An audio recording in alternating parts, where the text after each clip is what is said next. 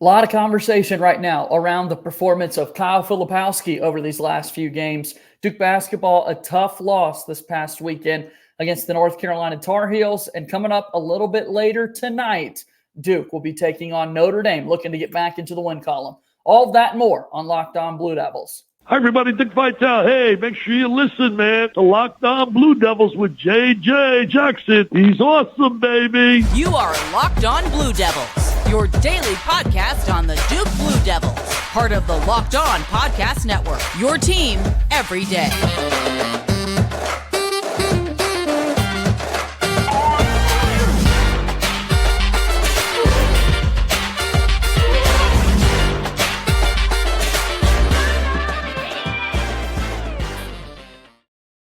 Hello, everybody, and welcome into another episode of the Locked On Blue Devils podcast. My name is JJ Jackson, and it's so nice to have you here with us on this Wednesday, February 7th, 2024. A lot to discuss here on today's program as we'll be breaking down the recent play of Kyle Filipowski. We've got a few more thoughts on that Duke and North Carolina game, and then the Blue Devils are back in action a little bit later tonight to take on Notre Dame. Jordan Mann from the Big J and Little J Show is here with us. He'll be joining us momentarily. If you have not done so already, please be sure to follow and subscribe to Locked On Blue Devils for free wherever it is that you get your podcast.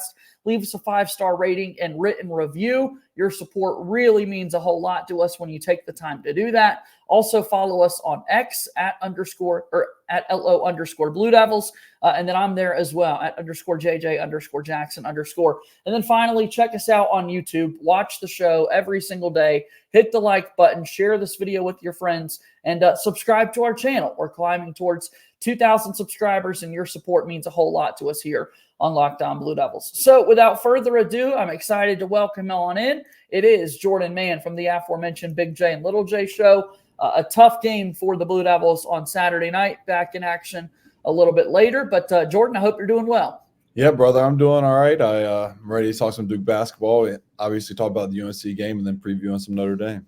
Yeah, no doubt about it. And a lot of conversation around Kyle Filipowski and his performance as of late. 22 points in the basketball game against North Carolina. We'll get into him a little bit more in particular. The first couple of days here this week, we've talked a lot, as John Shire did, about the lack of energy and effort for this Duke basketball game in that game on Saturday night. What were some of your bigger takeaways?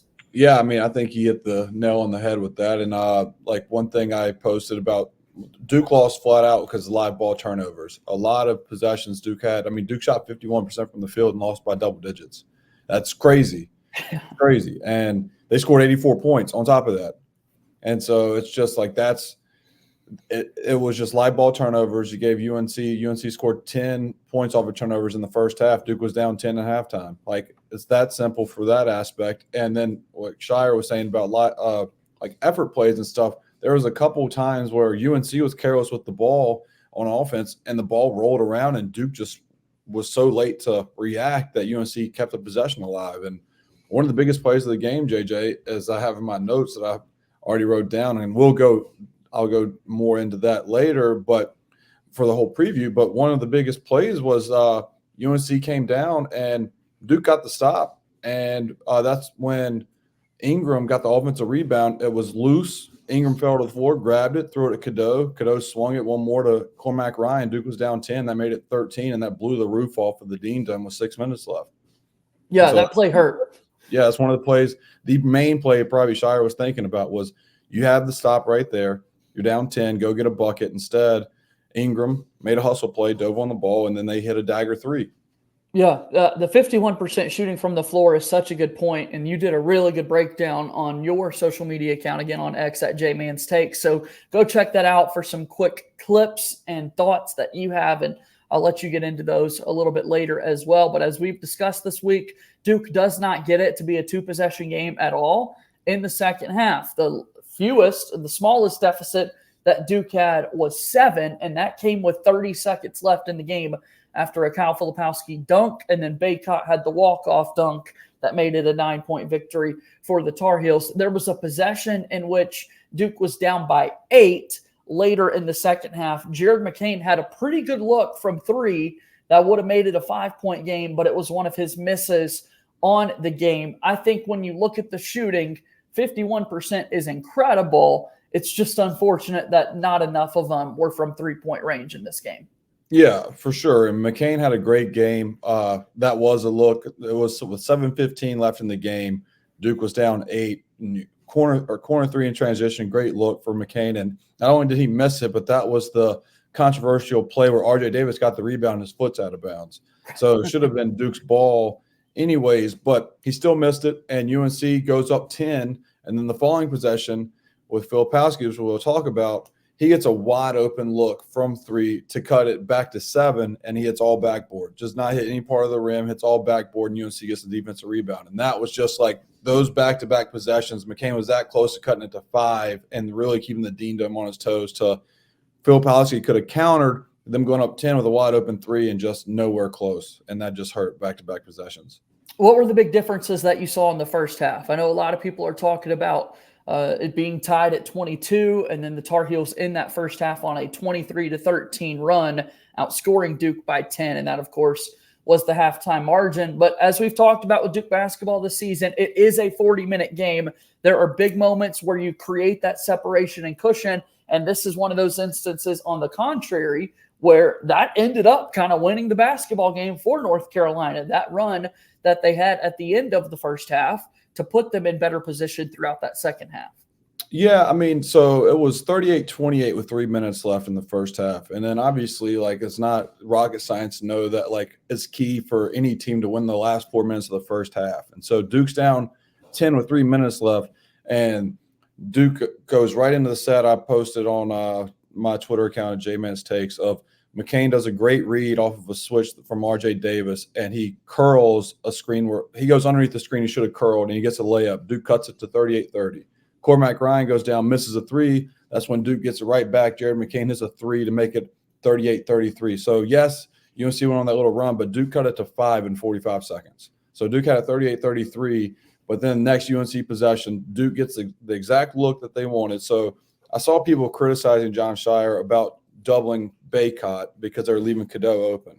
That's the looks that Duke wanted. That was UNC did not score on those possessions at all. Yeah. Cadeau was 1 of 9 from the field, and Duke was giving him wide open looks. And like my college coach said, if you're open, there's probably for a reason. And Cadeau was open for a reason, and he missed. So Duke's down 5. Cadeau misses a 3, but Duke doesn't get doesn't get the defensive rebound. JJ, UNC does dagger 3 by Ingram in the corner to go up 8. Duke gets that rebound like they're supposed to off that defensive scheme, down 5. You cut it to a 1-score game right there. Instead, it's back up to 8, and then they go up 41-33. Flip makes a putback dunk, make it 41-35, and then UNC scores on a hook. Roach shoots a bad layup attempt, and they go down. UNC goes down, scores again, go up 10 to go to halftime. So right there was the sequence that you take it as a whole, JJ. You realize, yes, Duke was down 10, but Duke cut it to 5, and it should have been 2 or 3. Instead, Duke doesn't take care of business. UNC hits some dagger shots. They go up 10 at halftime. And it becomes a tough second half for Duke basketball. I want to talk a little bit more about the defensive effort from this Duke team, and then also let's talk about Kyle Filipowski and how he's been playing as of late, and we'll do that after we take our first time out here on today's episode of Locked On Blue Devils. Locked On Blue Devils here today is brought to you by our friends over at Gametime. Gametime, of course, is the fast and easy way to buy tickets for all the sports, music, comedy, and theater events near you. And right now, all users get $100 off when they buy a big game ticket with code VEGAS100. With killer last-minute deals, all-in prices, views from the seat, and the best price guarantee, Gametime takes the guesswork out of buying tickets. Gametime is the only ticketing app that gives you complete peace of mind with your purchase. They're obsessed with finding ways to help you save money on those tickets. See the view from your seat before you buy. Again, you can buy the tickets in seconds with just 2 taps. They've got tickets right up to the start of the event and even an hour after it starts. It's the place to find those last-minute seats. Right now, all Gametime users get $100 off with a big game ticket with code VEGAS100. Terms apply. Just download the Gametime app and use code VEGAS100, VEGAS100 for $100 off a big game ticket. Or if you're not going to the game, use code LOCKEDON for $20 off your first purchase. Download Gametime today. Last-minute tickets, lowest price guaranteed.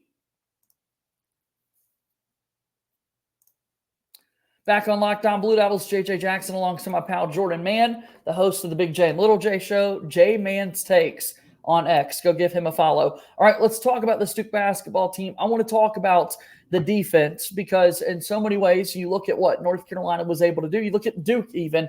A big difference in this game was the points off turnovers. It's a 12-point difference, 19-7. Duke loses by 9. There's the big difference in the game right there. But 11 turnovers is not that crazy. Like, this North Carolina team is a great defense who forces a lot of turnovers game in and game out. It was one of Duke's worst performances of the season. That just speaks to how much Duke has been taking care of the basketball this season. So that being said, how does Carolina score 94 points in a game like this? The first time ever that John Shire, as a head coach, has given up 90. Yeah, I mean, it's just, like I said, live ball turnovers. Like, Duke has 11 turnovers, but when you have 7 or 8 of them that are leak out for transition points, and also what I posted on Twitter too is Duke shot some bad shots around the rim trying to draw fouls early in the game, and you just can't go in expecting for foul calls and try and leave it in the ref's hands. You got to go up strong, and you just got to play through contact. And Duke tried to sell some calls early, and when you shoot those bad shots and UNC, a team like UNC, gets those rebounds and they love to push, that's essentially a turnover. That's essentially a live ball turnover. Like the one layup Proctor had where he shot it over the front of the rim trying to draw a foul, shoots over the rim, UNC gets a rebound, pushes it, RJ Davis hits a floater within 3 seconds. That counts as a missed shot, but to me, that's a turnover. And that's what happens. And I think, JJ, Duke had 14 turnovers against Virginia Tech, I'm pretty sure, too. So it's most on the season, yeah. Where they've had 14 and 11. And so it's just sloppy play right now by mostly the guards. And I know as much as I've praised Ryan Young this season, he had a couple tough stretches where he had 2 live ball turnovers when he came in and resulted in 4 points to UNC. So it's just everybody just seemed to be turning the ball over for Duke. But that's really the main issue that I saw with Duke is just the live ball turnovers. Why was Bacot so effective? Bacot was so effective because he just went after Flip. Like, Flip was really no resistance, and that was disappointing to see on the defensive end. Like, Flip, I know people like to say, well, he's playing the 5, he's naturally a 4. I don't care about that. He's 7 foot tall. You play like a 7-footer. Because I hate to break it to you, but in the league, when you play in the association, you're going to get back down if you're the 4 or the 5 by a Jokic. Like, good luck if you can't stop him under Bacot. You gotta win that one-on-one battle. And that, and also on the rewatch that I watched, JJ, like, there was a lot of times Bacot probably had 6 or 8 off of second chance points too. Like, it wasn't just Flip. It was Duke wasn't gang rebounding on the defensive end. And though UNC, I think, had like 9 offensive rebounds, that's a lot of offensive rebounds when you're shooting 50% from the field. Like, Duke had 7 offensive rebounds, shot 51%. So you gotta crash that glass. You can't give up second chance points. And that's just what I saw from Bacot. And then, of course, he made the 18-footer. It might have been the first time he's ever hit a 18-footer in his life. That was frustrating. That's just, you live with that shot. But besides that, that's what I saw on the defensive end, to be honest, and just not zero resistance is what I was most disappointed in by a Duke team that I thought was a lot tougher, and it is a lot tougher. They just were not tough against UNC. Yeah, 25 points, tied his season high for Armando Bacot. He had 25 in their very first game of the season and hasn't really been close to that margin. He had the last 4 games combined had fewer than 25 points. Against Duke last year, Bacot had 17 points in one game, 14 in another. He had 11 against Duke in that Final Four matchup. Did have 23 in Coach K's final game inside Cameron Indoor Stadium, but traditionally has not been the big go-to scorer in these matchups for Duke. So part of that, I guess, would be, you've got Lively and Mark Williams and some of those other bigger bodies that he's going up against, and he took advantage of this opportunity with Filipowski, right? Yeah, and that was one thing that I was with a buddy of mine who was a UNC manager under Roy Williams and Hubert Davis, and we were watching the game together, and he told me, he was like, this is the most I've seen UNC go to Bacot all year. So there was something on film that UNC saw that they like the matchup with Baycott in the post against Filipowski. And if Baycott, like I said, is scoring against Filipowski in one-on-one because they like that look, and he's not really an offensive threat as RJ Davis is, then Duke can be in trouble defensively because he's got to step up. Filipowski does on the defense side of things, because if not, if he's not fouling JJ, he's getting scored on. That's the problem with Filipowski so far this season. He's getting in foul trouble consistently, and then when he doesn't foul, he's giving up layups. So something's got to give on the defensive side for him. Awesome game also for the Tar Heels from Harrison Ingram. Very effective. He was knocking down every three-point shot, it felt like. How was he able to get that? Was it just a matter of, hey, it was his day making shots, or did you see anything out of Duke?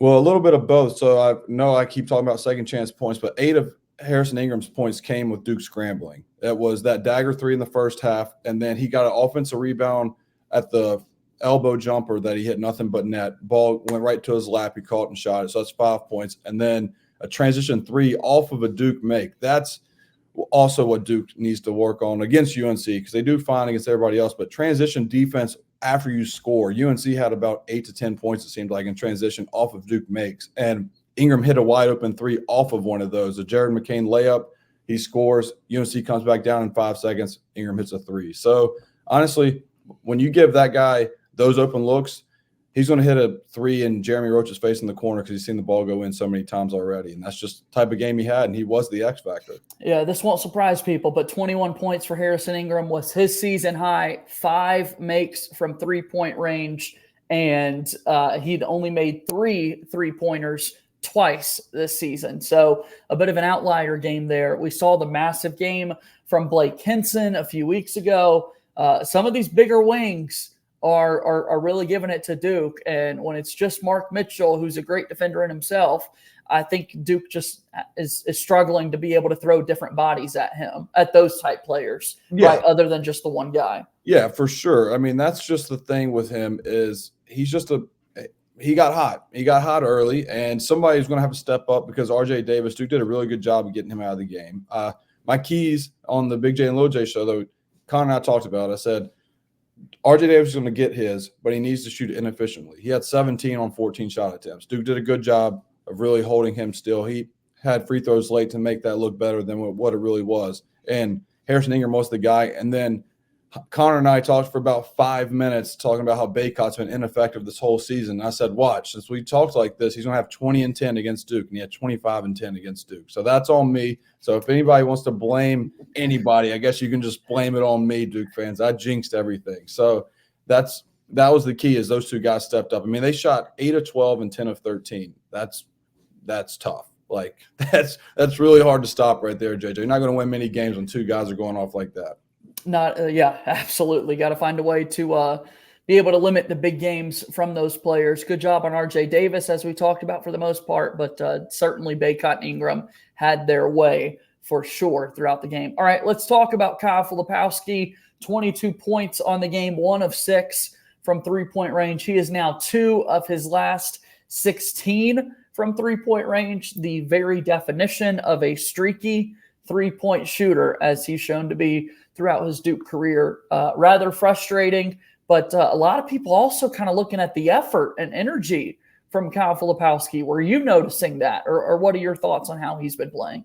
Yeah, I mean, that's just kind of how how he plays. Like, there's times, and it wasn't just the UNC game. You can watch when Duke played the meaningless games, honestly, in December of the non-conference slate. Like, if it was a bad possession or he thought he was going to get fouled, then he gets upset about things, and that either leads to, not saying a lack of effort, but he will make a silly play on the other side of the ball. And the one play that in particular, or one of the few plays in particular of this game, was he gets tired really quickly. Like, Filipowski, if it's not the 4-minute media timeout, if it's not going to the under 16 at the 15:53 mark, he's going to be tired when it gets down to 15 minutes. And we saw that when he settled for a bad three-point attempt, his first 3 of the game against Baycott, and he airballed it. It was just like he was lack of effort and lethargic, and he caught it, did a rip through, and then shot a 3. It hit the bottom of the net, but in the wrong way. He goes the other way. And you can't have that for a guy that is a projected AC Player of the Year. Like the motor has to be there consistently. And I know there's times he gets fouled and he doesn't get the foul call, but that comes with the respect of you're Kyle Filipowski. You have to set the bar and finish around the rim with contact or without contact. And that's just what it is. Like, I know at the end of the day, we want to complain about foul calls. He's getting hit. He's not getting hit. But at the end of the day, he's projected lottery pick for a reason. He's got to play through that contact. Well, and then the foul calls, another kind of downward trend is his free throw shooting as of late. So a couple of things to look at with Flip. 2 of his last 16 from three-point range. The free throw numbers are down. And then in the last 3 games, Kyle Filipowski has just 2 offensive rebounds for a guy that, as you said, is 7 feet tall. I feel as though if, there are a few more offensive rebounding opportunities for Filipowski, that can turn into easy buckets for him once again as well. That can kind of get him going and playing through some things. But, yeah, man, last 3 games, just 2 offensive rebounds. What's going on? 100%. Like, that's a great point because I was going to say something about that too. And his matchup against Baycott had 4 offensive rebounds and Filipowski had 4 defensive rebounds. You cannot do – that's not good. You have to lock in. You had 5 offensive rebounds as a 7-footer against UNC. Jared McCain had 11. What's wrong with this picture? Jared McCain, back-to-back games, had 10 and 11 rebounds. And he had 8 against Virginia Tech, 14 and 8. That was the best team game Duke's had all year to me.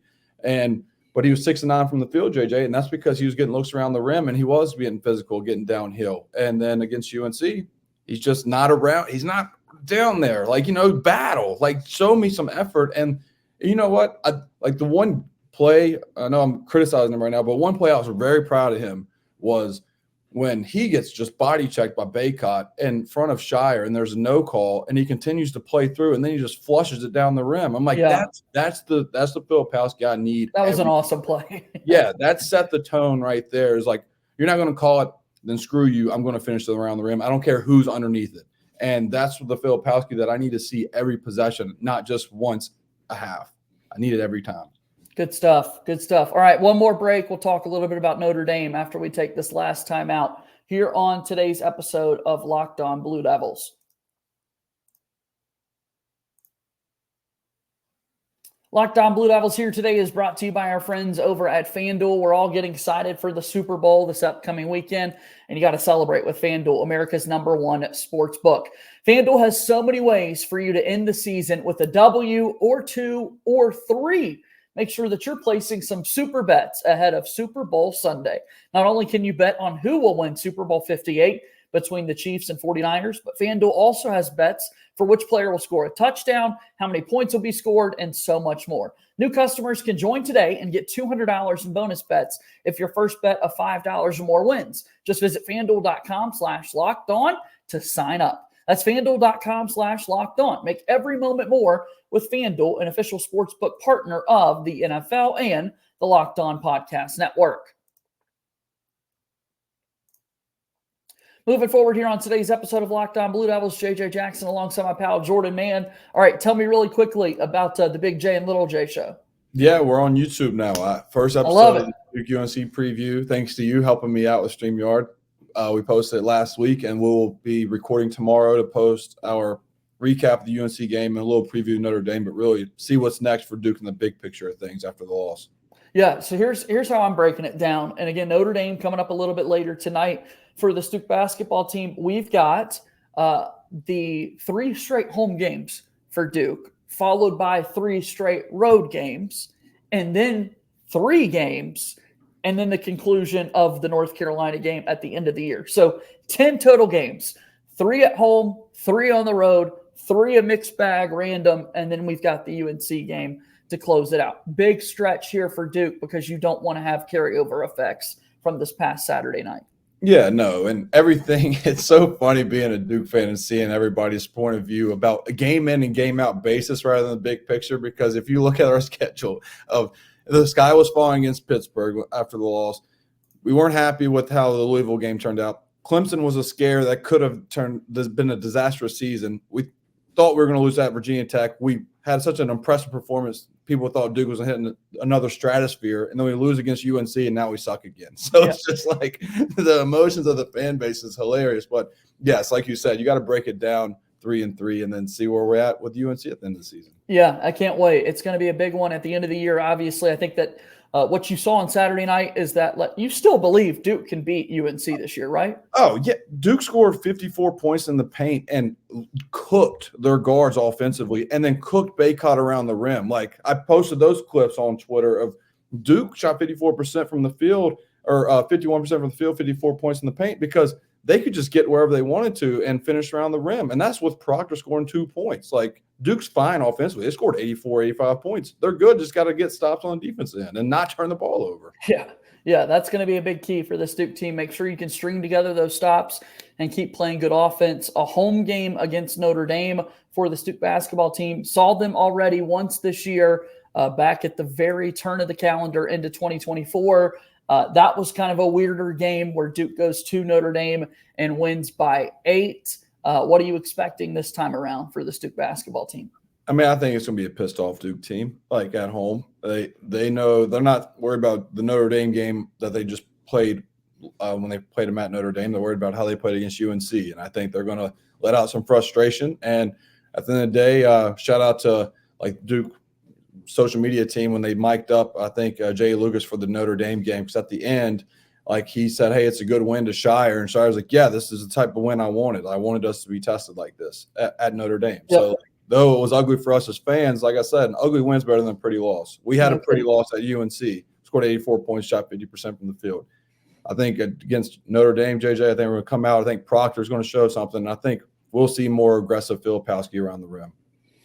Duke basketball won by 8 against Notre Dame at their place. And then, again, they're playing later today inside Cameron Indoor. That was a game in which Mark Mitchell had a career-high 23 points. And all in all, I thought that Duke was able to find a way to win in that basketball game. Notre Dame now 7-15 record overall. They are tied with Louisville for the worst record in the conference at 2-9 in ACC play. ESPN Basketball Power Index and Analytics give Notre Dame a 2.5% chance to win this thing. So should be good. I think there's reason to be optimistic that this Duke team might be able to get the job done tonight.